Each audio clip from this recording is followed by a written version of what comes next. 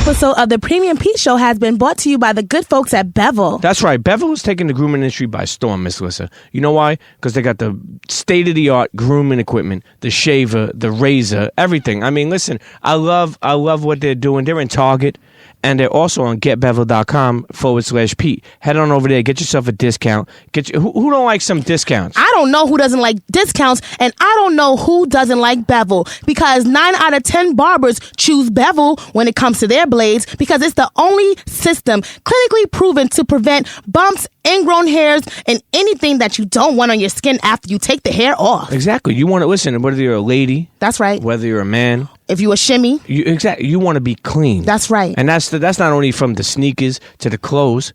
That's just from the face to the chotch. Maybe even your feet. If you got hairy feet, I know Bevel's going to take care of that. Stay clean, stay groomed. Go to getbevel.com/Pete. Now let's get to the show.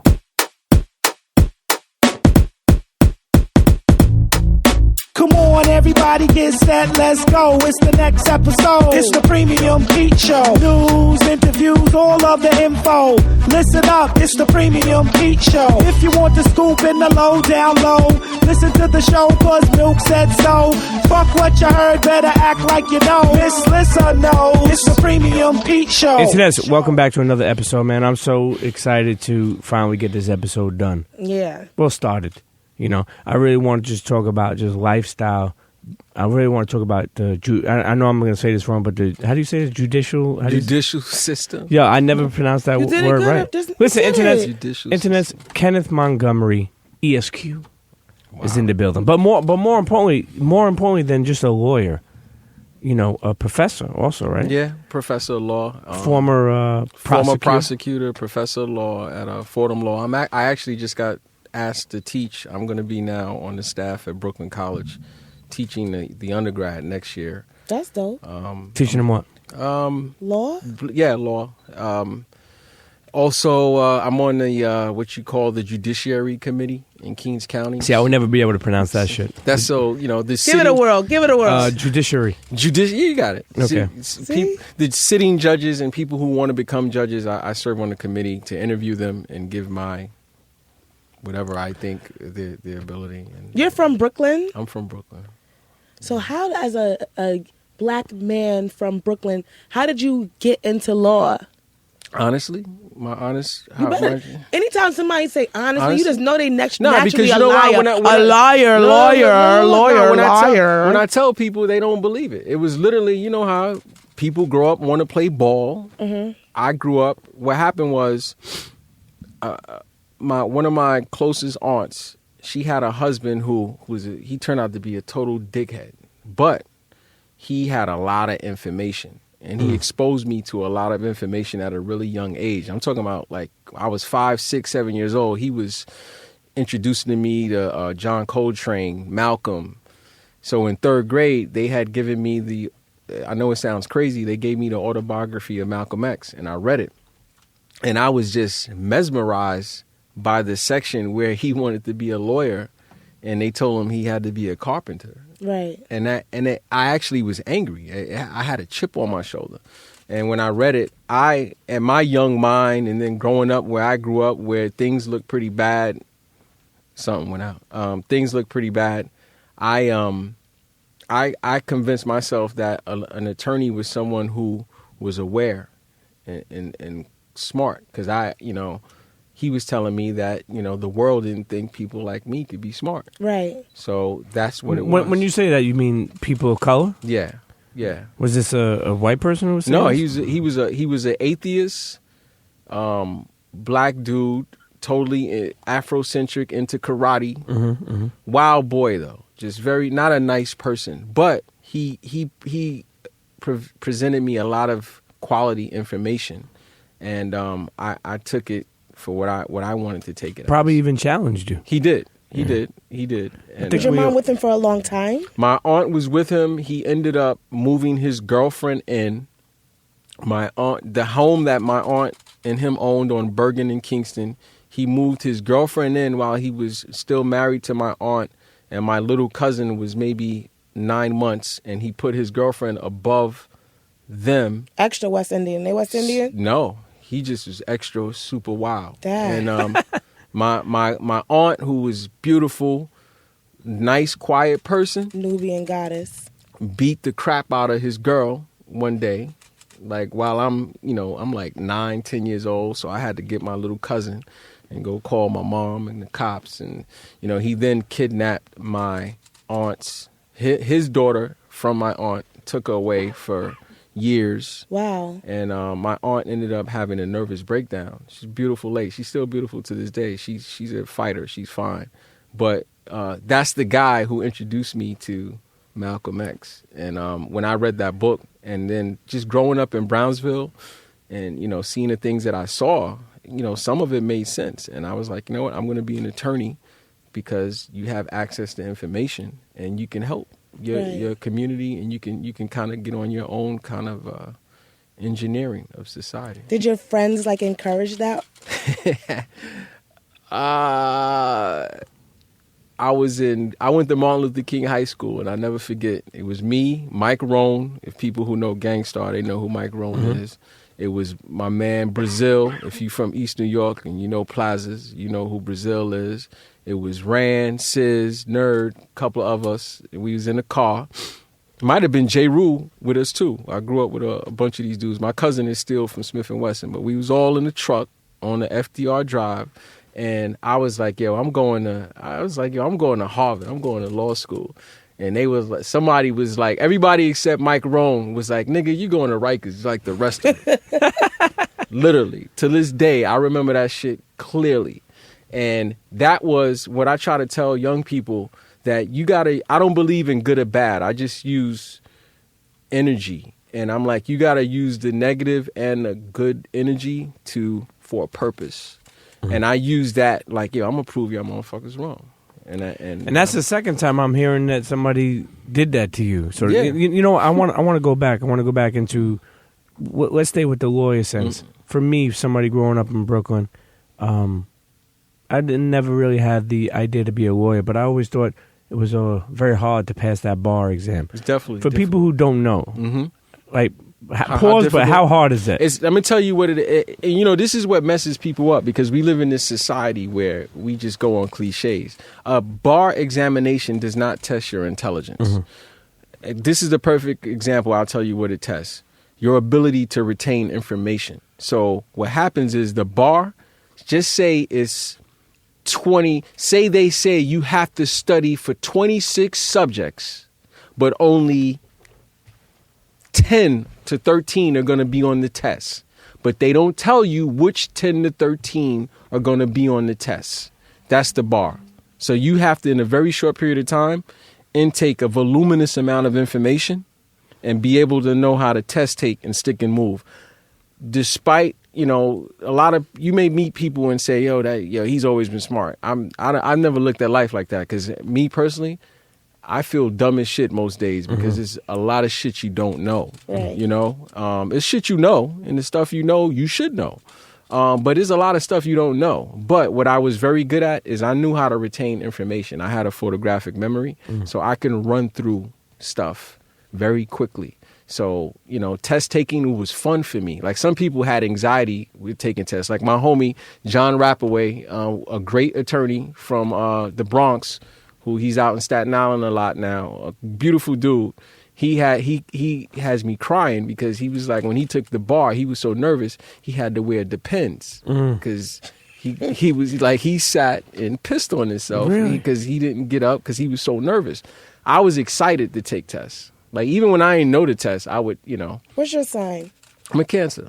I would study the night before and retain it, recite it, and then I would spit it out. It was very easy for me. One of the reasons why I wanted to have you up here was because, first of all, not only just because you're a Brooklynite, we know each other for a while. Yeah, exactly. Respect you as a family always been guy. as a fan of yours as well. No, likewise. But more importantly, I love your knowledge, and sometimes I feel like, I'm Italian. Obviously, that means white.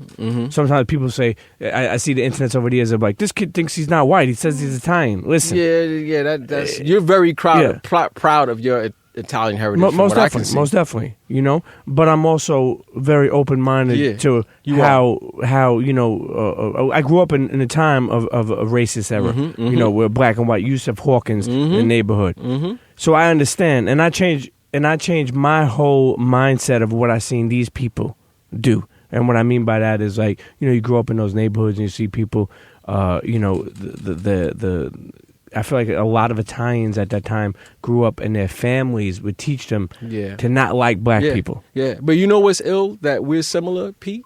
I grew up from 15 to 21. I worked right across the street at 25 Broadway, which was Standard & Poor's Corporation. I used to sell bonds, part-time, S&P. Yeah, S&P. I used to sell bonds and yields while I was in while all my friends were selling crack and walking around East New York and Brownsville with crack in their mouth. But how did you stay out of that shit? Because I didn't stay all the way out of it. I've been in trouble in my life. I've done dumb shit. But my mom and my dad was two hardworking people who migrated from the South, like many of us, and raised me in Brooklyn. And my mom worked for S&P, and she got me a job there. So when I was in high school, you know who I was selling bonds with?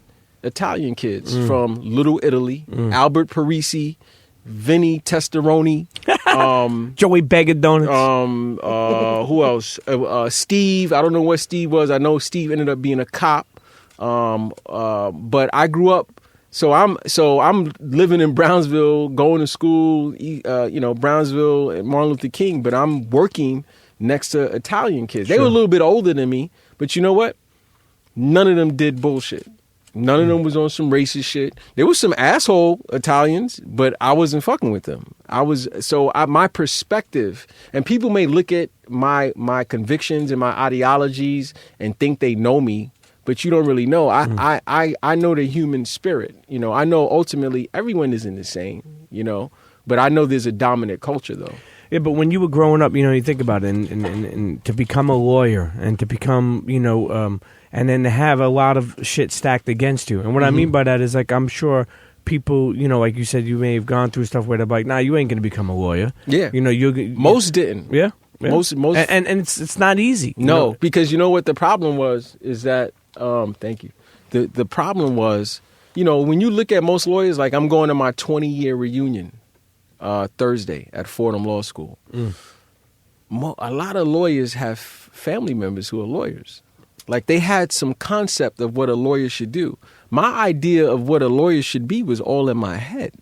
My parents, no one had gone to college in my family before me and maybe 2 or 3 other cousins who were all in the same generation.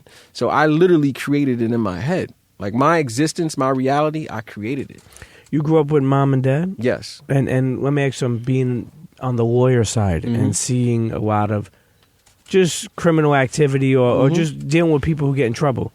You ever feel like knowing, and if you do know that they didn't grow up with both parents, that affected them? Absolutely. I think, I would think the majority of the cases that I'm involved with, and you know, I'm on a federal panel. I'm on a federal CJ panel. I'm a small group of attorneys who were selected to serve the Eastern District and Southern District panel for people who catch federal charges.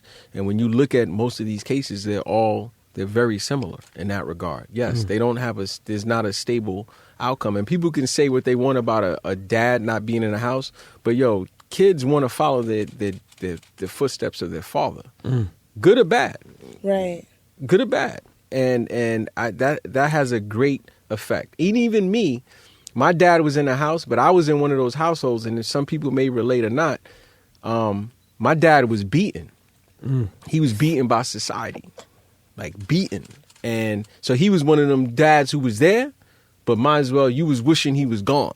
Because life had beaten him up so bad that He was bitter? I hated him. I hated my pops. You mean he felt like the chips were stacked against him? I think he grew up in the deep South. My pops got from Alabama to New York because he was one of maybe 10 or 11 siblings, and one day a white dude on a pickup truck pulled up in Monroeville, Beatrice, Alabama, and was like, which one of you niggas know how to pick apples?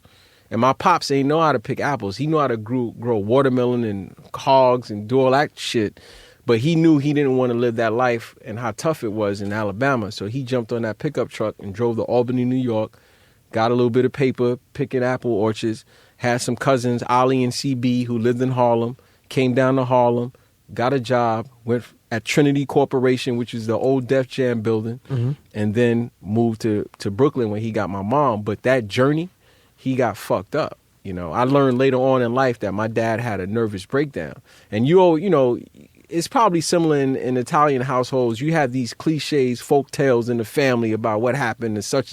Right. And my grandmother used to be like, yeah, his cousin was jealous of him and put some ashes in his drink. And he got sick. And I was little, I was like, what the fuck they mean? He got sick. You know, you drink ashes? To the point where I was willing to experiment. Like, look, I'm going to put these ashes in my drink and drink this shit and see what happens.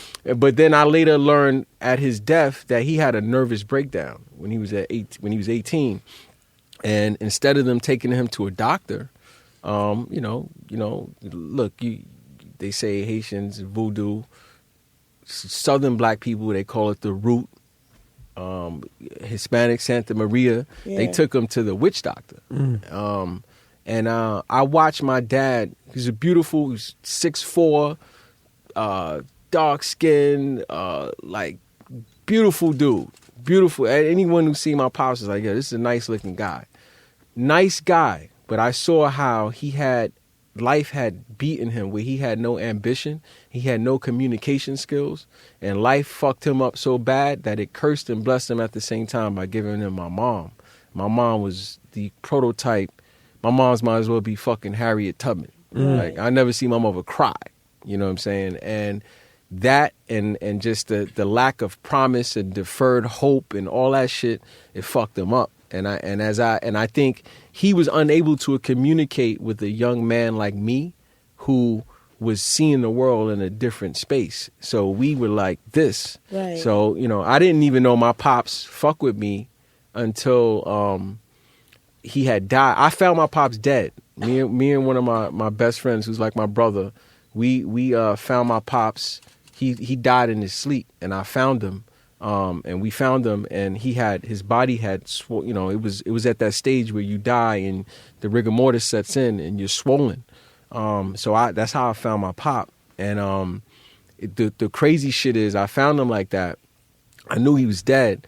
And then after he died, like all these people, because he worked in the Def Jam building. It's people who, if they worked in that building. On 50th Street? No, the one on Varick, 160 Varick. It's people who probably know my pops. My pops was the freight elevator dude. So I'm growing up, I'm coming home with J.O. Felony. This motherfucker coming in the house with J.O. Felony posters, all the shit that Def Jam throw away. Promotions that they're not using. He's an old school country dude. He was collecting all this shit. So I had all that shit in the house. But when he died, the UPS drivers, the FedEx drivers, all the people on his route, they would hit me. Like after he died, it was like, yo, your dad had, all these, he used to talk about you all the time. He would save the news articles, but he was never able to communicate that with me. And I shouldn't say I didn't, when I was younger, I hated him. As I got older, I just felt like, damn, I'm going to take care of him, but yo, what the fuck? You have 3 kids, right? Yeah, I have 3 kids. 2 boys? 2 boys and a girl. Let me ask you something.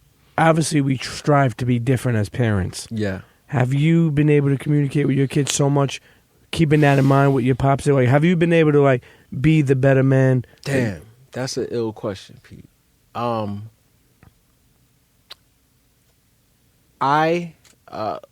grew up, because I recognized early, I couldn't do anything about me and my dad's relationship, but I recognized the reason why he was the way he was beyond him. So I had a dedication and a commitment to be different with my children. So I've always communicated with them. That don't mean the shit gonna work out like you want to, though.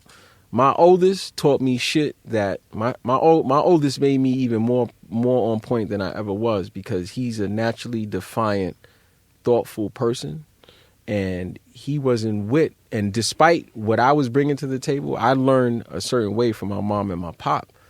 My kid wasn't responding to that shit, so I had to find another way. And I learned as a parent, you think you own, society fucks you up. You think you own shit. You don't really own nothing but yourself. You don't own your kids. They just pass through you, and they're their own fucking person. Right. Like, you don't own them. Now, the way you put that, it's so funny too, because I can relate to that too, because I had a set of ways I was trying to raise my daughter, and I think I ran into a brick wall. Yeah. And I had to change my style. Yes. Even to the sense of, I used to be just learning to go with stuff more instead of being so like, look, this is what I do. No, you don't do that. Nah, like, yo, you'll fuck yourself up. Compromise a little bit. Compromise, and you'll fuck your kid up. Yeah. And once I realized that shit wasn't working, I pulled back, and that's what I think is the beauty in being a parent, in that you get to live again, but you have to be careful because you're your own person still. And you know what happens with kids too, it make you realize that your parents, they're not your parents, they're people. Right. With flaws, with great attributes, they're just people. They're more than just your parent.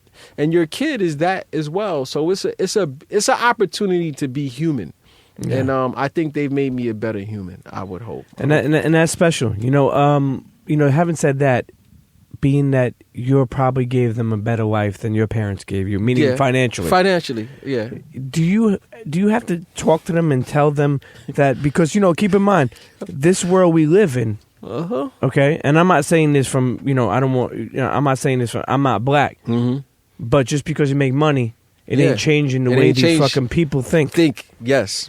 So have you been able to tell them, like, look, I may have been able to get you some of these nice things, but don't get it twisted. Yeah, absolutely. My oldest will be 14 in September. My daughter just turned 10 last week, and my youngest, he'll be 8 in October. And what I will say, and I'm very fortunate of, is that I have a community. Like, if you ever see me out and about, you always see me with a couple of brolic looking dudes. They probably look like goons. They not. They good. They good dudes. But we all been together for a very long time. And my kids have an opportunity, and they have people who they call uncles.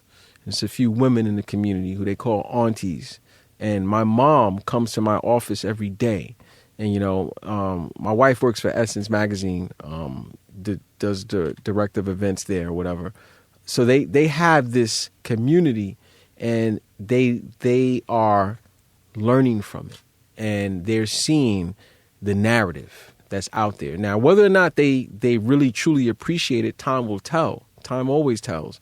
But I definitely reiterate the narrative. I show them certain things. I show them movies with John Henrik Clark. I show them movies or speeches with Dr. Ben. I show them the Malcolms, to Make It Plain. I show them the Nina Simones. I introduce them to history and let them make their own decision, because you know what happens? They go to school. I never forget my oldest, when he was in 3rd grade, he goes to this very, it's like the St. Anne's of charter schools or whatever, community roots charter school. And I have issues with a lot of things with the formal education, but I didn't want to be that parent to take my kid out of here and put him there and take him out of here. I wanted him to see it what it was. And I remember in 3rd grade, he came home and he was like, yo, Dad, that's the black table, that's the white table. This is in 3rd grade. So he was getting it, and he's getting it, and all of them are getting it, and it's what they do with it. Besides being a lawyer, and we haven't even fully even got to that shit yet, but you just know so much about history. Just history in the sense of just, where I told you sometimes just from your tweets and just from knowing you put me on this shit. Do you think that racism is still being taught in the home? Yeah. You think that's where it starts from? I think it starts in the home, and I think it's corroborated by society. And I think it's all out of fear and comfort for certain people as well. And I think it's the biggest stain on humanity, in my opinion. Because when you really study it, like, there was no whiteness is a concept. It's a built construct. Like, when you go and you study what was going on in Europe, it wasn't like white people all got together and said we love each other. No, they weren't fucking with each other at all. You know, they were creating these differences amongst themselves. And when you really study it, it's what's intriguing about racism to me and what's outrageous at the same time is such a fucking cannibalistic, primitive concept.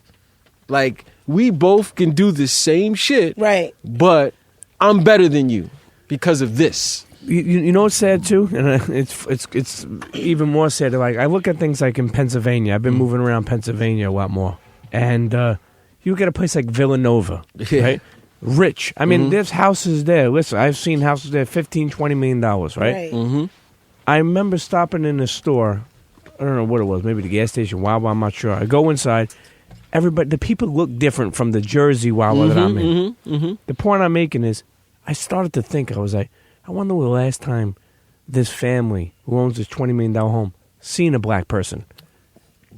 Other than the nanny and some subservient status, probably not a lot. That has to be, you know, like a lot of the fear of these kids that, like, I think it's a misconception. Like, even like when I speak about Italian, you know, like not all, but there's some that are just listening to what their grandfather said. You know, not taking and not to move back and forth, but you know, we look at it today. There's so much obviously work to be done, but I feel like from what I'm seeing, the thing that makes me proud is that social media has a voice more like than ever. No, that's the beauty of it. Yeah. Because it can educate the shit out of you, or it can make you dumb as a motherfucker too. True. But You the know what reason I'm why I saying? say that for is because say something like the Pepsi commercial. Or say something like the, what's that thing called? The CHEA, they just took it out, the CHEA lotion. Yeah. Right? Right? The Rachel. Everybody has the same color. They were talking about hair product. They usually, you know, a lot of black women will use it. Now they're putting one black woman and 10 white women talking about whatever. The point I'm trying to make is social media got Pepsi to take that shit down. It did. Social media got the Shea thing to get taken down. It did. Back in the day, especially even when I was growing up, probably way before him, but I remember a little bit when I was growing up, there would be a point where just because somebody complained about something being racist, who gave a fuck? Who gave a fuck? Right. Yeah. Because now, you know, because we live in a global economy now, and, you know, they're slowly trying to give their version of quantifying the internet, because for a long time, no one can quantify this shit. They didn't know what it meant. Now, the perception of it, and, you know, with other things going on, now there's some things going where you can kind of quantify certain things. So now they're trying to quantify it. And I think that's a result of that. And it's a part of this culture. I don't know if it's going to remain like that, though, because I think what that's going to do is that's going to get certain people to say, you know what, this is my pocket right here.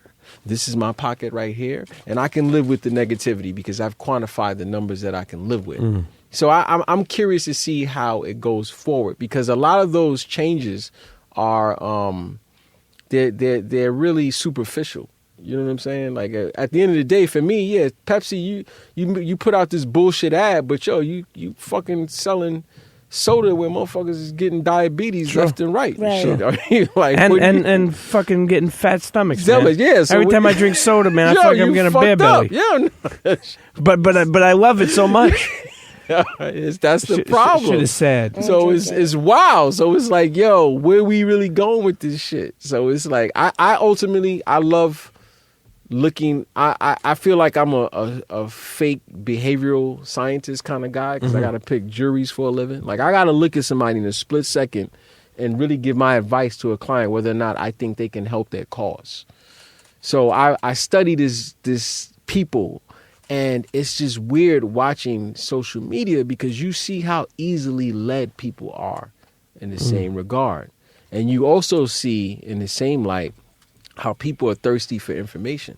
But there's not a lot of variety out there. And ultimately what's fucking with people with social media is like, I feel like above all that shit, it's like a neon sign that says cool factor. And people are worried about the wrong thing when they're worried about cool factor. What about somebody like Charlemagne having a book called Black Privilege? You know, right? No, think about it. And this shit has become so popular. how and you know the line saying opportunity comes to those who create it. How good do you think that is for, you know, being on Front Street like that? Right, you know, it's like because keep in mind, I'm sure there's some white people out there like, what the fuck is black privilege? Yeah, what is? I'll be honest. What the fuck is that? Like, I don't know. I don't follow him or his stuff. Like, I guess his whole thing is that he feels like it's a privilege to be black. Instead of like making excuses and saying, "Oh, I can't do this because I'm black," you should empower yourself and know that there is a power in that. Like in that movie Get Out, how everyone actually wanted to be that black man. There is a privilege in like snatch what you want and don't wait for it, or don't say you can't do it because of your race. I haven't read the book and I haven't followed it. However, if his book, the narrative in his book is to say, yo, don't feel you need to be validated by anyone and build your own community, then I fuck with that. Right. But you got to be also careful in the sense of, yo, if that means you got to ignore all the bullshit that systemically is in place for you to get ahead, I don't know about that. And I don't know about, you know, if you just work hard and you just get this shit together, you'll be okay. That shit ain't true. Because because the world we live in is so fucked up. Listen. You had a generation of black people, Pete, who came from the Deep South, who they survived the terror, and all they could come up with is say, "Yo, if baby, grandchild, just get your education. You'll be okay. You just get education. You get a good job now. The fuck out of here." You know how many black, smart, Hispanic, whatever people who are brilliant, they got that piece of paper? Not that you need a piece, you know, because we live in an economy where people actually, you got white people questioning whether a college education is necessary and shit, because, you know, it's a lot of other things going on. But you can't, it's not that easy to just say, oh, okay, I want this, I got that, and I can get it. Because you know what, we don't, yo, a lot of this shit is luck. Yeah. I don't believe in luck. You don't? No. But why do you say a lot of things are luck? Because I think I know a bunch of people who or some people who didn't really have any plan or idea. Isn't that a blessing? Well, listen, now we get into religion.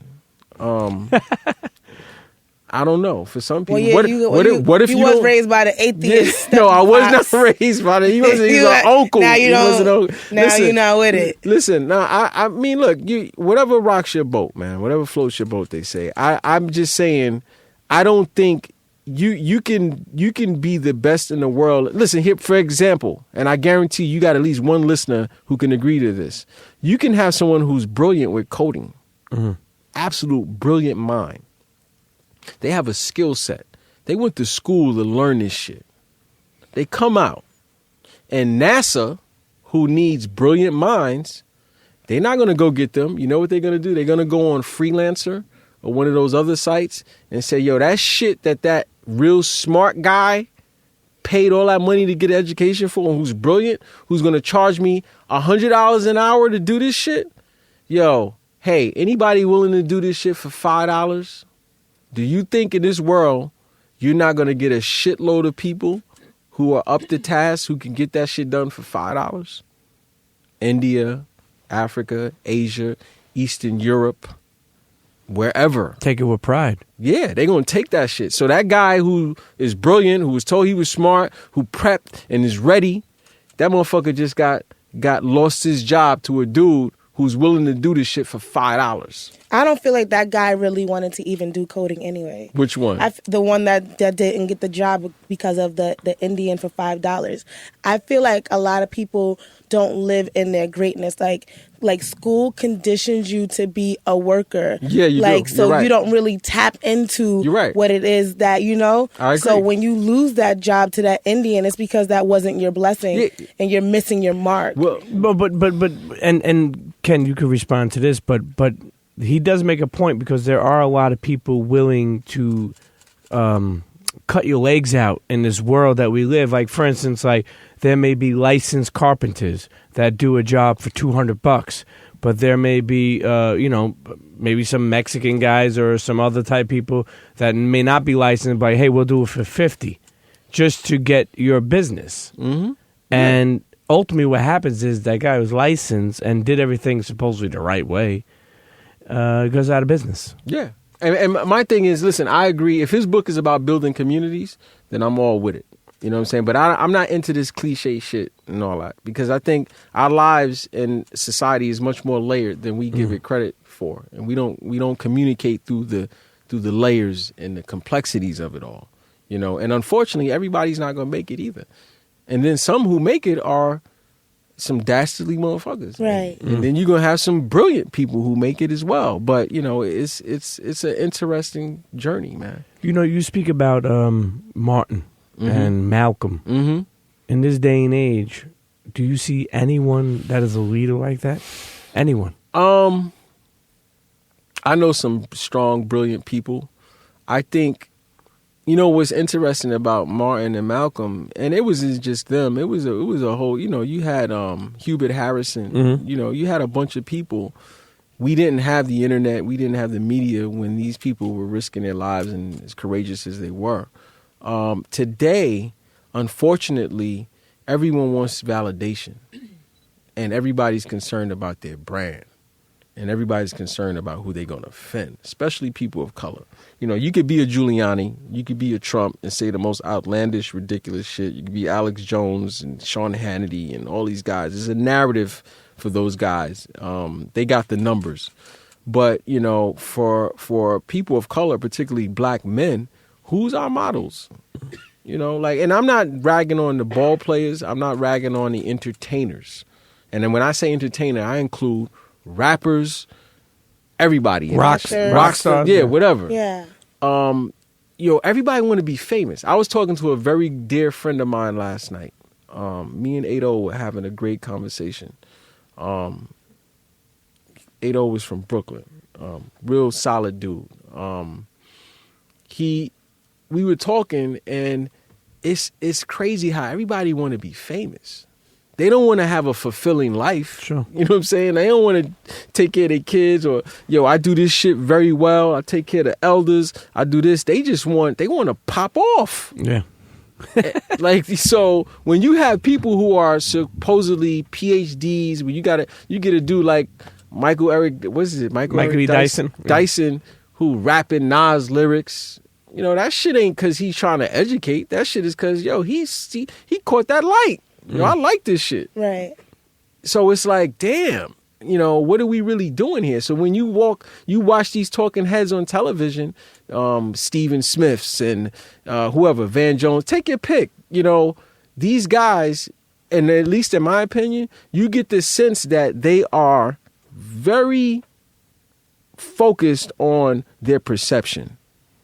And that can be dangerous. And when you're talking about leadership, because just because you have popularity doesn't make you a leader. Mm-hmm. Just because you have money doesn't make you a leader. Just because you look good on the camera don't make you a leader. Leadership requires rolling up your sleeves and doing the shit that nobody gives a fuck about, and doing the shit that there will be no camera around. You're doing the shit for the will of it. And, I don't think it's impossible. I just think that we have been rocked to sleep and we're complacent. And I think honestly, there's some young people out here who they're looking at all this shit and, they're going to do some shit. We just ain't see them yet. Do you think that, I don't think we will, but do you think our kids or our kids' kids could live in a world where it would be more balanced and not as racist as it still is? I don't know, Pete. I honestly think what we've allowed, and I say we, I'm talking about human society, for what we've allowed to be the standard of excellence and the people who control, we've put ourselves in a very difficult position where like this shit in the world and what we think we've created, this shit could fall apart in any moment. I'm talking about from environment. I'm talking about from a whole bunch of different levels. Like, the system that we've created as a society, everybody played their different part, is very dangerous. And I'm not sure. We live in listen, I'm not an intellectual snob, But we live in a society where being informed and being smart is kind of corny. And when you live in that kind of society, you can get the klepto guys, the kleptocracy, the dudes like Trump and the Bannons and the Jared Kushners. They could come on, and the Omarasas, whatever the fuck her name is, Ben Carson. You could get all these people, and you got a shit show. And that shit show is for these people to make money. Right. And I think what's happening from a societal level, you got a dude like Trump. Think about it. This motherfucker is talking about, yo, coal. We're going to bring back coal. Who the fuck is using coal? Like, seriously, like, what person is doing some shit is like, yo, man, let's get that. Yo, you got a line on some coal? Yeah, I need a half a pound of coal. Yo, that shit is some old school one way of thinking, and those dudes are geeked, and they're geeked because they're looking at their kids and their grandkids, and their kids are doing some shit that they never heard of, and the Zuckerbergs and those guys, and their money, the Zuckerbergs and those guys, their money, there is no nationalism for them. Their nationalism is them, their money. Facebook takes Zuckerberg any fucking place he want. He could be sovereign here, sovereign there, sovereign there. And them old dudes like Trump, they money can't move like that. Your real estate development money can't move like that. Even though your daddy gave you that, it can't move like that. So now they have this earth, and they're trying to exploit it in the way that they used to exploit it, and they can't. So it's like, I think you have that. There's so many different wars going on amongst us in society. So you have that. And then you have the small, people could say whatever they want. I'm not a Democrat or a Republican. Governments have always been used to fuck the little guy, us. Socialism was used in that way. Communism was used in that way. Capitalism is used in that way. Capitalism is a sexy ass person you see in a club who you like, damn, I want that. And you getting closer and closer, and motherfuckers turn that light on, and you like, oh shit, this shit ain't as sexy as I thought it was. Get off of me. Yeah. And it's not working out the way they want. So it's like, we're caught up. Humans are in a very interesting period, environment, governmental wise, and America has always been in some hypocrisy shit, but America's in a special place right now with what they've chosen as a society to lead them. Like never before. And I'll go on to say Trump is very similar to the he's like a clown to the dude in North Korea. Like those dudes, him and that dude are in the same fucking class. Like if we was all in a school, we'd walk by the special ed class and them two motherfuckers would be sitting in the same fucking class special together. Eddie. It's recently Talib Kweli was on TMZ, and they spoke to him, and he was saying how that many people, particularly white people, were probably happy that Trump became president because I think like they feel like they got like they're back to normal, so to speak. I don't know if you heard about this. I heard about that. Like, and keep in mind because people were hurt. I mean, not that I know of, but I believe this. People were hurt that we had a black president. Yeah, that they felt like, oh, it's taking away from us. It's absolutely, and I can agree, and I don't think you could go before Talib in the sense that whenever you had some perceived progression by black people in America, there always was a white lash. You can go back to the Reconstruction period. And that and the reason for that, because what happened during Reconstruction? After Reconstruction, you had all them fucking lynchings and Red Summers and all this all this shit started happening. And the reason why is that people don't want to deal with reality here. People think if we just start talking about this race shit, people get their feelings. So let's talk about it. I'm a black dude who my history is through slavery. I can trace that shit. I could talk about it. You did the DNA thing with the I did the DNA. I did all that shit. We forget, what is America? America was a white nationalistic experiment based on a false construct of whiteness. But all the white guys were able to get together because they had a common enemy. Where did you learn this shit? Reading, living. What books are you reading right now? Oh, I'm reading, I'm reading the War on Poverty and the War on Crime. I'm reading Wellman's The Art of Cross-Examination. I'm reading, there's a book on Race and Politics. It's by a white author. I forget his name. It's a black book, and on the cover of the book is Muhammad Ali, Floyd Patterson, Joe Frazier, all saying we voting for the man, and the person they talking about is Reagan. So I'm reading all that shit at this. For me, I'm kind of schizophrenic with the reading because I find it hard. You want to know what's going on around the same time you're reading to push it in context. But I'm reading those books right now. And what else am I? I'm reading something else. Black Marxism. I'm almost finished. I got 20 books in a rotation.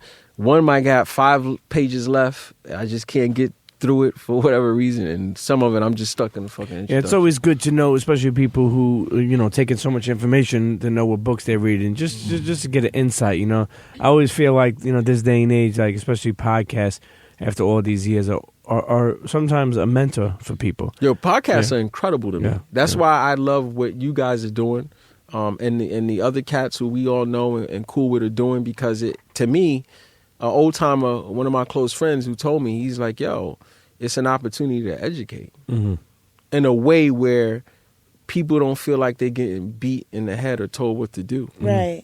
Or forced to listen to it. Yeah, I mean, listen, we're going to take a break. Like, it's crazy. We didn't even go into the lawyer shit yet. You know? So, lawyer shit. Listen, let's take a break. Internets, check, make sure you don't got a warrant, okay? If you do, okay? If you do, Kenneth Montgomery can take care of it for you. He take care of you. Man. Don't go nowhere. Internets, listen to the Premium Pete Show with Miss Lissa Knows. We'll be right back. Cheer. Ow. Yeah, this your boy Cuban Link. El Marielito Cubanito representando, nigga. You checking out the hottest show in the motherfucking world, Premium Pete, featuring Miss Lissa Knows. Let's get it. Internets, you already know this episode is brought to you by the good folks at Bevel.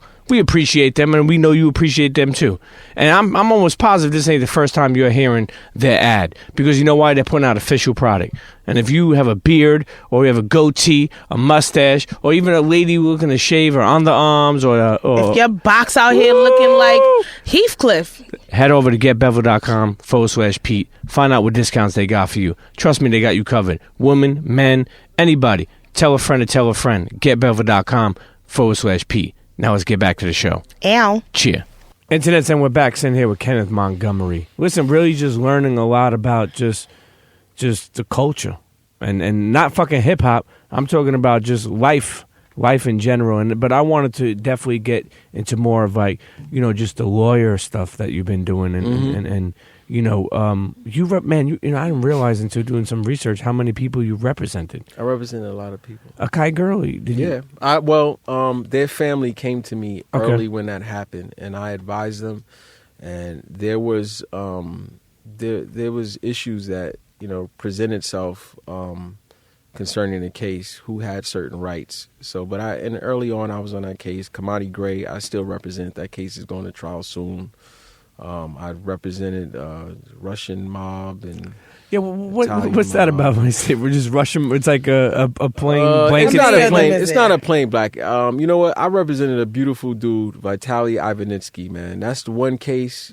I'll be very honest, and I'm very humble about this trial shit, because you try enough cases, you'll lose.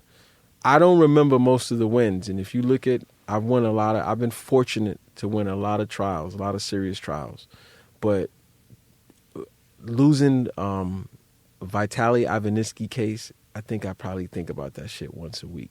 It was in front of Marissa Tomei's uncle, Albert Tomei. Albert Tomei is a judge. He was a judge. He resigned. Her uncle was a judge. Same name. Her mother was my teacher. For real? Yeah, her mother, I don't remember her name, but Miss Tomei. They're Brooklyn people. Yeah, I went to Cavallero in junior high school, 281. Her mother was my teacher. Wow, her uncle was Albert Tomei, and I tried a case with the great David Breitbart. Anyone who knows about great New York trial attorneys, they should know who David Breitbart is. When you watch Donnie Brasco, he represented Nick Messino before he flipped. Donnie Breitbart was the man, and Nicky Barnes, all those dudes. You mentioned Nick Messino, and you talk about the mafia, man. When you mentioned somebody like Nick Messino, honestly, I don't think the last time you seen an underboss besides Sammy the Bull, that guy was so big in the mafia. For him to flip, I'll be honest with you, that has hurt. It fucked a lot of people up. Yeah. It fucked a lot of people up. I'm not condoning bad No. mafia. I'm just saying. No, it fucked a lot of people up here. I know those. I'm friends with Bruce Cutler. I'm friends with Eddie Hayes. I'm friends with David Breitbart. Those guys. Anthony Rico is one of my closest friends. Is a brother to me. The Ed Wilfords. I know. I'm in that world. That messed a lot of people up. You know, you also represented those 5 kids in Brooklyn that were charged for the gang rape, right? Yeah. Now, thank one God. of them. I represented one of them. Yeah. Okay. Thank God. What happened with that situation? Well, you know how you get certain cases and you just like something's not right, and something wasn't right. I was given information on the case, video, and when I looked at the video and I looked at the narrative that the government was coming with, it didn't make sense to me. So when it didn't make sense to me, Ken Thompson, rest in peace. Rest in peace, was a very good friend of mine who I actually worked with him when he was running to beat Charles Hines. Me and Ken had a great relationship, and Ken's second in command, Eric Gonzalez, who is one of my closest friends, I called him up and I said, Joey, look, I don't call y'all up. Something's not right. Something isn't right. Y'all need to look at this. And look, I'll send y'all. I called Miss Gregory, who is, people don't know, Dick Gregory's daughter is the head of sex crimes in the Brooklyn DA's office. Really? Miss Gregory. Her name is Miss, M-I-S-S. Well, that's hot. Yeah, Dick Gregory is her father, so yeah, it makes sense.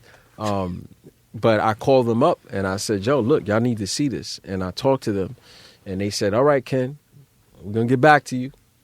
And when they got back to me, they did the right thing.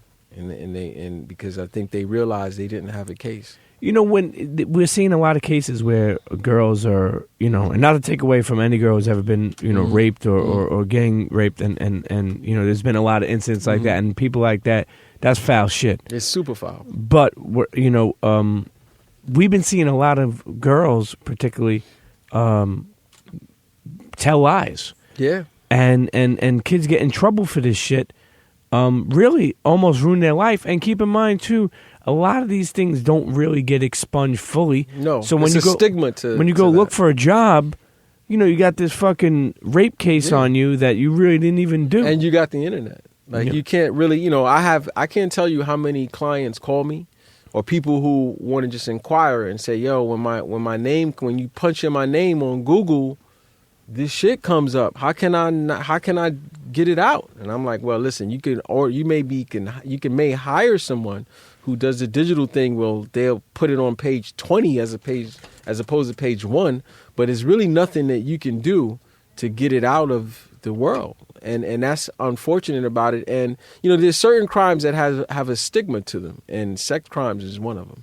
Now, you don't think that people who, like, if man or woman, but what I'm saying, if you're making up a lie that is going to, like, ruin someone's life, you don't think that you should be you should be liable for a charge? Yeah. Listen, filing a false, making a false claim and, all those things, you should. But, unfortunately, what happens with that is there's a public policy angle to that, because now, there's an argument to be made that you're going to deter people from coming forward with that. And in the sex crimes and domestic violence as well, there's a thinking that sometimes you don't get the full truth because someone is traumatized to a certain degree. So there's a lot of social work to those types of cases and trying to get to the bottom of it. Even not just that, even little kids. You have crimes where kids are 5, 6 years old.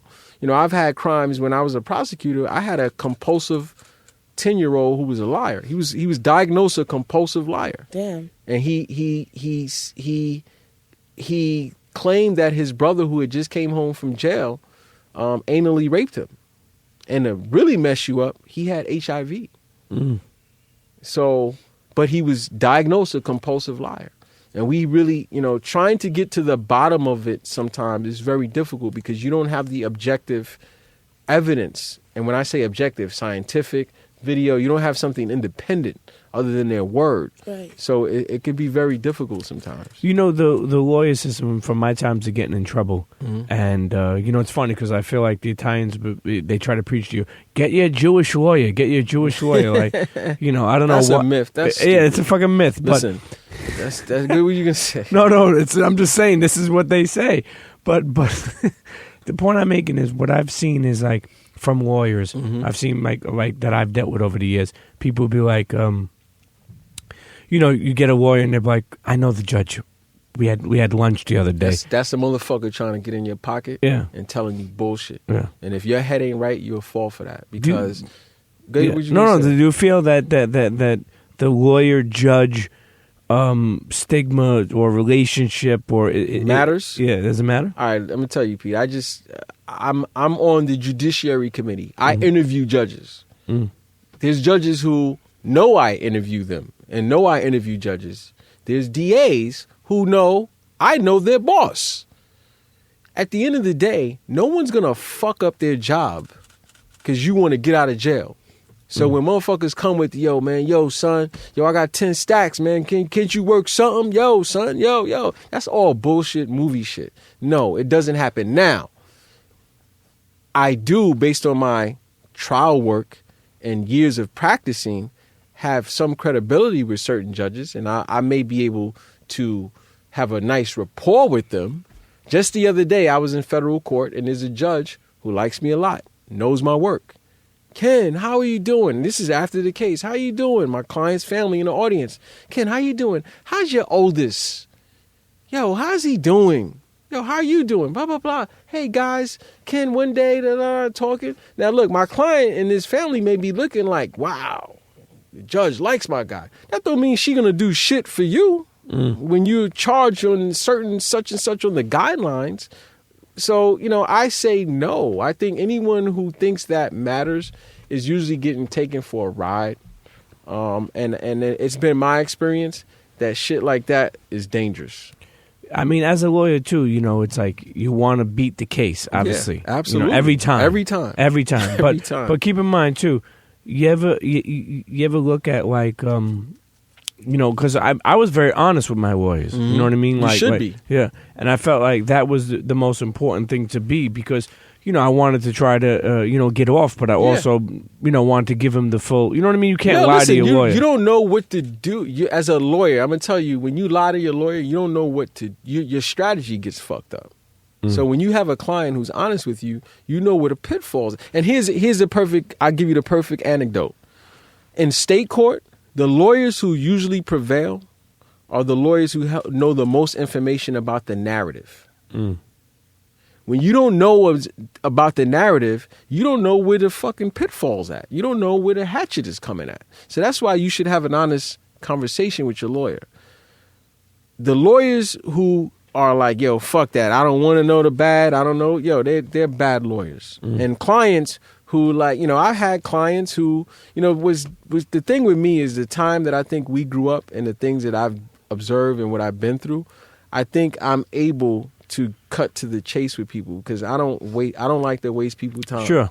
And I don't like the bullshit. So I think it gets a rapport going where your client, as a lawyer, your job should be to educate your client as to what the environment is and what the law is and how you perceive the facts and what's likely to happen.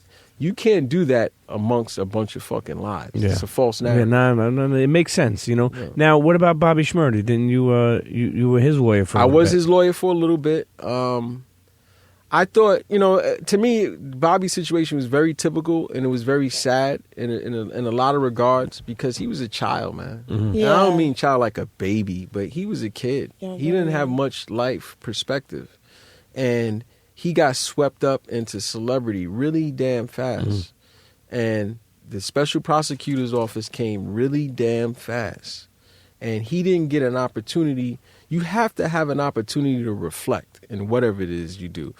You guys this is all intellect, what y'all do. Mm-hmm. If y'all just keep doing 20 shows in a row and y'all don't sit back for an hour and say, yo, hold on, what we doing? Let's look at this. You're probably going to do some things that you didn't want to do down the line. It's the same thing for a young kid in his position. He didn't have the opportunity to reflect because the train was going too fast. Mm. And in hindsight, whether he'll admit it or not, I'm sure he'll say, I would have made certain or different decisions, but I can't be mad at that young man. I really hope that kid gets out and he has a shot. Him and Rowdy. And not just them. They had Codys. But people don't hear People don't hear about Yeah. them. You don't talk about them because they ain't dancing. They ain't on the videos. Right. But they have lives too, and I hope that this period of time they have some perspective. Throughout your time too, and you tell me, but you definitely were involved in people who sued a lot of labels like Bad Boy. Bad Boy. I sued Bad Boy. A long Really? time ago. Yeah, For what? I represented Tyson Beckford for trademark copyright infringement. I sued Bad Boy, representing them. It was an endorsement deal that Tyson had did, in which Bad Boy was still using his image, and there was some dispute as to compensation.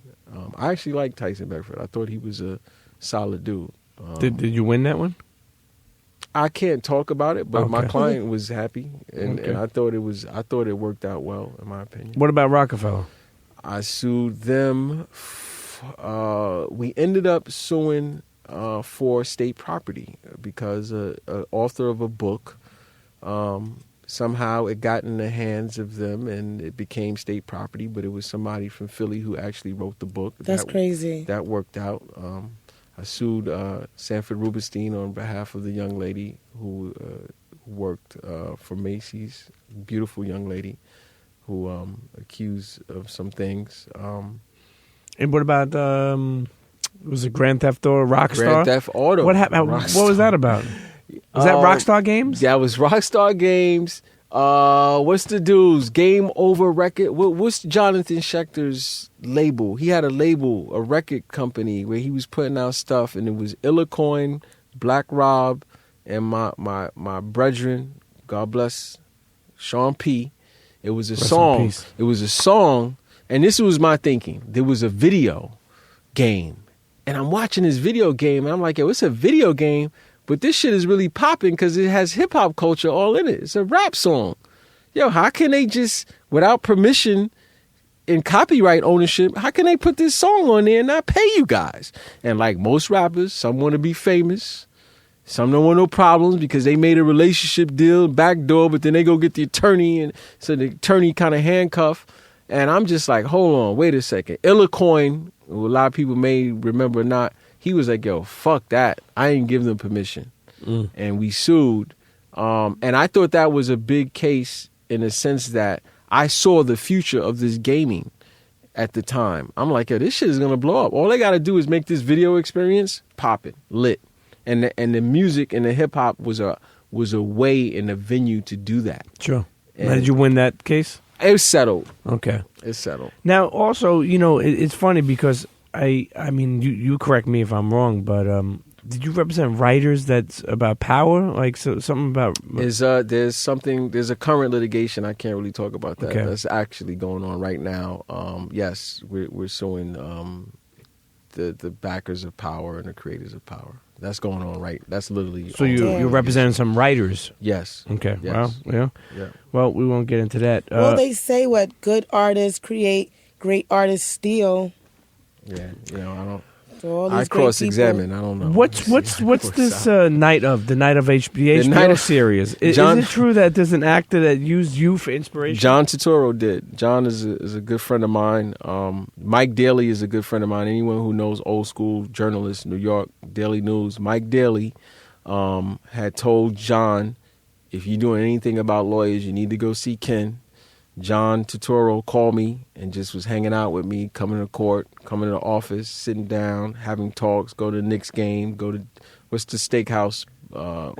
Ruth Chris? No, the STK? one at the Garden. Like Oh, when you could go into the game from the steakhouse. God, on 34. You know what I'm talking about, right? Yeah, I know you talk. I just don't know the name. But me and John had these long, in-depth conversations and about trial work, and he said I was inspiration for that. Jamie That's Hector dope. just did too. He's doing a movie about Biggie and Pac, I think, and the Like their lawyer. feud? I don't know if it's a feud. It's something where he's playing a lawyer, and he just came and hung out with me at Fordham Law School and talked about it. Yo, I tell you, man, you have an amazing career. I swear to God, I didn't even know so much of this fucking shit. What's this? Did you invest into a creative firm Yes. called Pixar? Pixar is my two brothers, Mally Mickens and Philip Shung, Moituk Shung. He's a black Guyanese Chinese guy. All the ladies like him. He's married though, but Well, he look like he's Shamar Moore. He like Timac from the what is it? Last show, what's Bruce Leroy? Oh, okay. You like Timac, So nice. but yeah, it's a creative company where they do everything. Was it design firm? It's design firm. Yeah, so from what I'm told, and you again, I'll use this word. You correct me if I'm wrong, but they worked with American Express, Adidas, Destiny's Child, all that stuff. Michael Jackson. Yeah, all that stuff. Missy Elliott. How'd you get involved in Adidas. that? I've always been creative. Like I don't think if I wouldn't have become an attorney, I would have done some sort of acting or writing, film behind the scenes maybe. And what happened was they like my writing skills, so they would have me write treatments and for marketing campaigns and ideas and creative ideas. So that's how I got involved with that. If you wasn't a lawyer, do you think that's something you would have tapped into? I think if I would have managed to stay out of trouble, yes. It was something. No, I'm serious. That was something I definitely was into, and it helps create a balance because trial work is really, really taxing on your mind, body, and soul. Right. It's very difficult. How do you keep from getting so emotionally or attached to these cases and these people? How do you have a regular life? You gotta work at it. And for me, I try to reflect as much as I can. I definitely stay in the gym. I read. Sometimes people get moments of silence in their life and it's uncomfortable for them. I appreciate the moments of silence. Me too. I'm cool. You need that. You need that. It's funny too because I was telling one of my friends the other day that even vices, having a vice, as you grow older, I feel like I lost a lot of my vices. Yeah. And now I'm trying to gain one or two back, but I'm trying to be smart about it. Yeah, but I'm gonna tell you though, Pete, you can't. I know you can't practice law at a high level with a lot of vices, because what'll happen is you'll be the guy having a stroke or a heart attack while you're going over your work. That's why so many lawyers are fucking snorting that fucking coke. Yeah, a lot cocaine. of them are. Listen, we got a couple questions as we wind down Let's do it. episode, man. In the system, laws being changed. How hard is that for laws to be changed? It's very difficult because it's there's policy behind a lot of things, and the judiciary and the legislative branch and corporations, it's so many different elements to get things changed that it's hard. It's very hard. It's very difficult, and it takes a marketing campaign. It takes the right lobbyists. Does it take the people involved for that shit to happen to their kids? And I say sometimes, yeah, because sometimes I'll give look at the heroin epidemic. Yeah, it does, and that's got to be touching. I've always said for all those rich kids, for the criminal justice system to get better, I always said that young white kids would have to start getting locked up. Yeah, for them to start looking at it. Oh, it's going to happen more and more because let me tell you something. These pills, there's a problem, and this heroin, it's a problem. Especially, I'm just saying, in Staten Island is crazy. It's crazy. I'm talking about it's all over. I know. You know why too? Because we had Leo Brancato on. The kid who was Cologeno a couple episodes ago. Yeah. He was speaking about how he's out. Yeah, he's out. All right. He was speaking how heroin has that stigma to it. And what I mean by that is the H, right? It's like, oh my God, like crack to but what he was explaining is, and as I'm sure you heard, in this world that we're living in now, people fuck with pills. It becomes so expensive. Yes. So they move on to heroin. Yep. Quickly. And it's all of a sudden they don't look at it like it's that. Nah, they you know don't. what I mean? They don't. And I'm going to tell you, I seen this 10 years ago coming. I had a client, beautiful young white girl who was dancing from upstate, came down here, was dancing, went home, went to the hotel in Times Square area to play with two white guys who came from Cali, had some dope. She having fun. Wake up, one of the white dudes is overdose. Oh, shoot. Dead. And they was doing it, that's when I was realizing it wasn't a shooting. It was sniffing. You might shoot yourself in between your fingers, somewhere where indiscreet where it doesn't people look, can't see it. And I saw it. I was like, yeah, this is wild. And 10 years later, now you got an epidemic. I say that too about parents because it's funny. I'll never forget. Even when I was younger, and I remember just being a knucklehead and being out there. My family wanted to try to get me help, just in general, like put me in programs, put me in group homes, put me all that shit. But the point I'm making is, I remember like whatever drugs I was doing, I stopped and I stayed getting in trouble. But I had a cousin and he was like really like looked upon as like I don't know, like his parents like put him on a pedestal, and they looked down at me for being a person who got in trouble a lot. Like I was some type of fuck up. And when this kid got hooked on coke, and all of a sudden they're like, how do you go through these programs, and we want to get him in there, and now all of a sudden they want to be best friends of mine. And I feel like even speaking to people in programs that I was with, back in the group homes and this, there was kids in there that their father was judges, lawyers. And they it hit them like a ton of bricks because that shit is always keep quiet. Yes. You know what I'm saying? And I'm gonna tell you about some of these programs. Some of those programs are really just a platform for you to get deeper into your shit. Yeah. And you wrote an article. On the Atlanta Black Star, right? Yeah, I write for them. I owe them 3 more articles. I wrote 2 for them. Okay, tell them to come with the bag, Atlanta Black Star. Now I'm playing around, but what I'm saying is the reason why I say that it comes into a great question, just about private prisons, and do you believe that there is, it's a business? Yeah, I absolutely believe it's a business. I just went to a federal prison. I'm not going to say the name of it, but I just went to it, and all of the guards looked like my mom's. They were north of 60, chilling. Imagine your grandma and your mom, a CO somewhere. They're private prison. They're the CO, and it's different. And absolutely, it's a business. And I think you have to be careful with private prisons because the liability factor is different now. They're a business, so they handle things differently. Who they hire, how they run the prison, medical issues. It's not like the state does any that much, better, but what their bottom line is. A lot. You got to look at what happened in the last 15 to 20 years. You have the private prison industry. You had these mercenary groups like Blackwater and all these other companies capitalizing off of tragedy in America.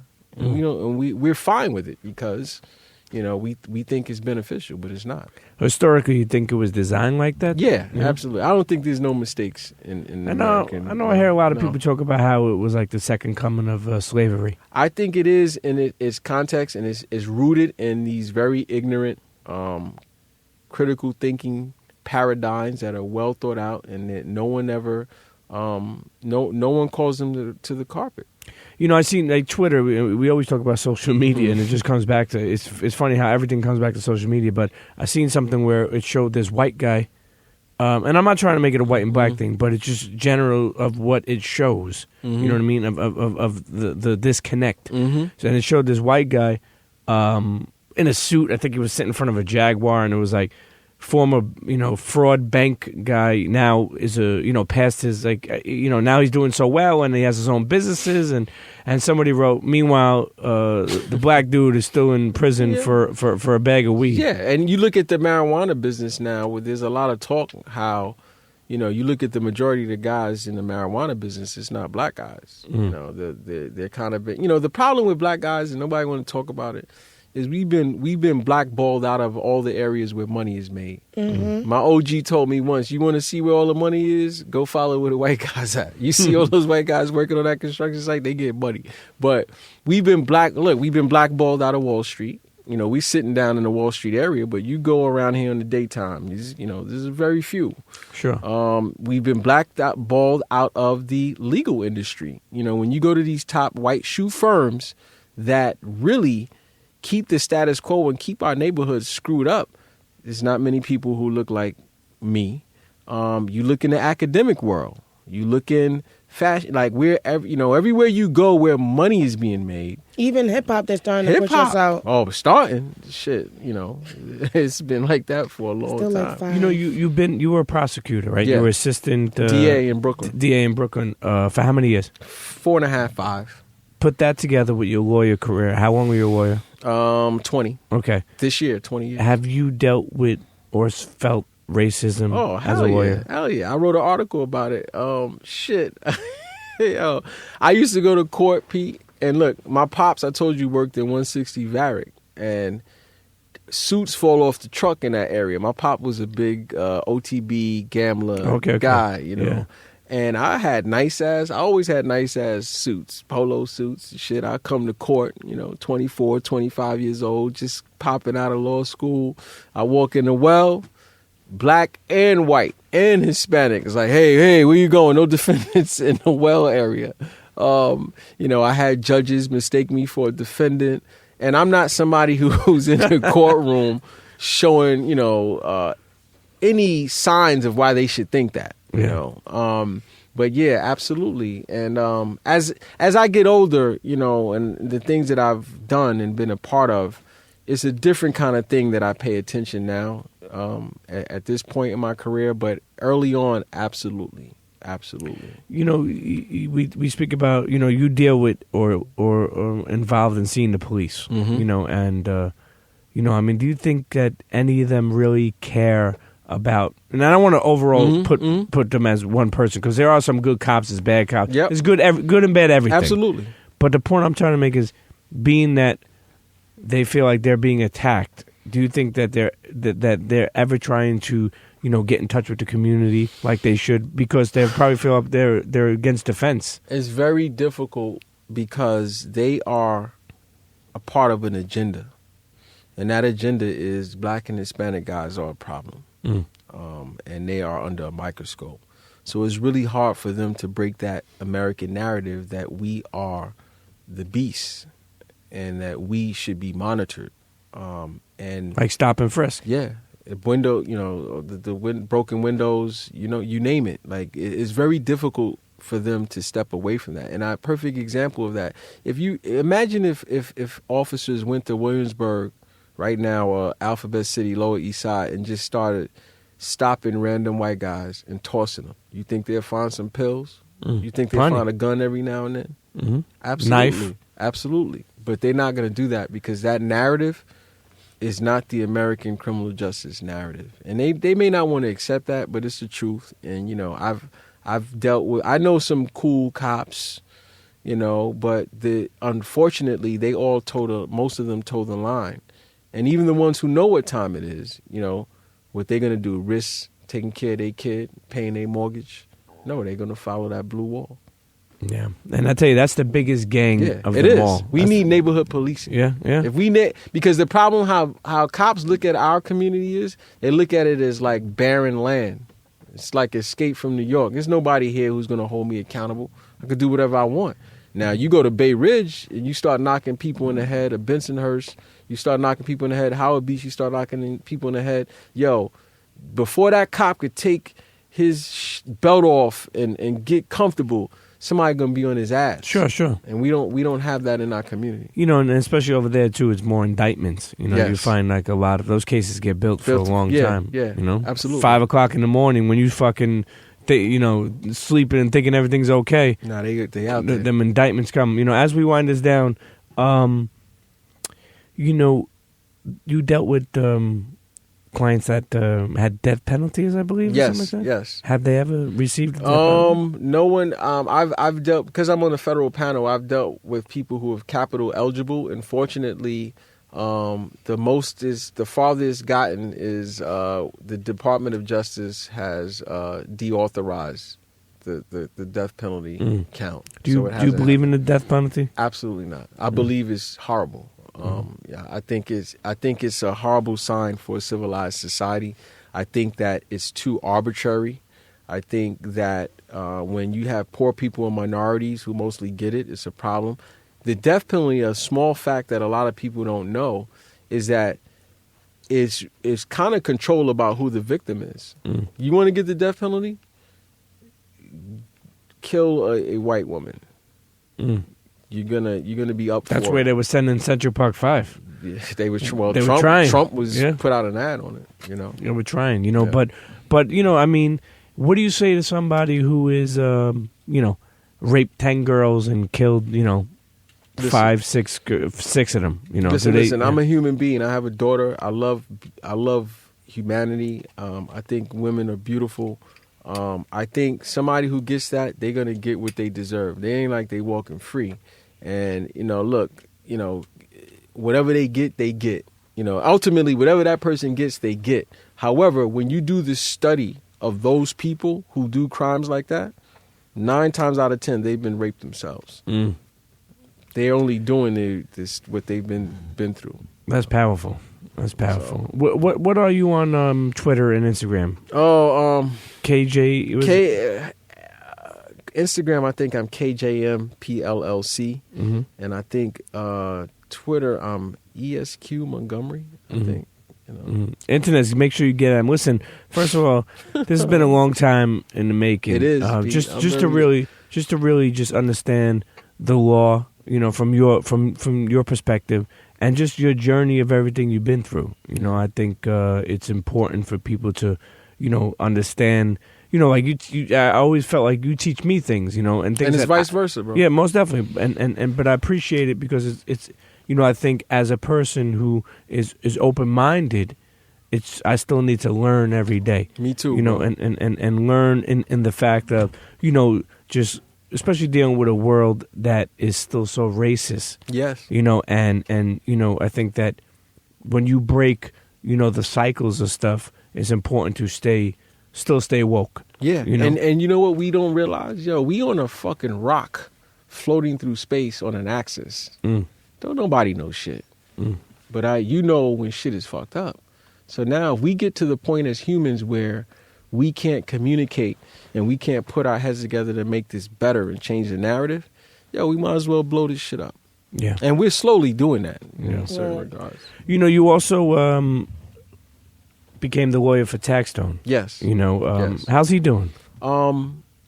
A lot of people ask me that. I'm talking on a regular basis. I may be driving, I may be on a train, and I think he touched people in a very sincere place.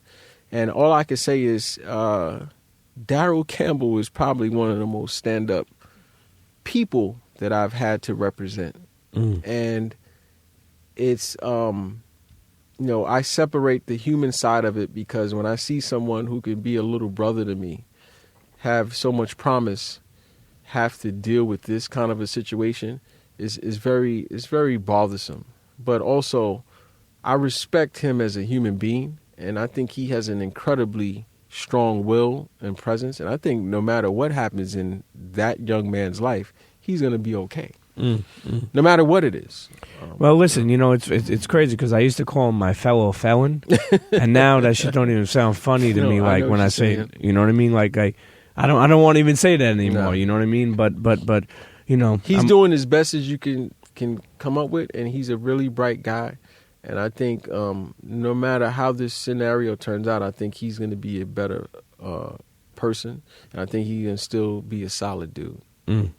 Oh, we send our prayers up as always to Tax, And listen, Ken, I appreciate you. Thank you. This has been great, man. Like you said, therapeutic. Yes, I can get some sleep tonight. Check for Kenneth Montgomery, man, and but make sure you got the bag if you come to Kenneth Montgomery. Don't be coming short. Nah, he might work within the budget or listen. I'll say this. Somebody look. My old timers told me you can't get so good that your community can't use your services anymore. So I'm not a monster, but you're not going to come to me with some jelly beans. Exactly. Listen, the price went up. Okay, the price went up. Yeah. Internet, make sure you subscribe to us on iTunes. Make sure you comment. Follow us on SoundCloud. Keep on, leaving them comments. And listen, we'll see you next episode. Kenneth Montgomery. Peace. Thank you. Cheers. Ow.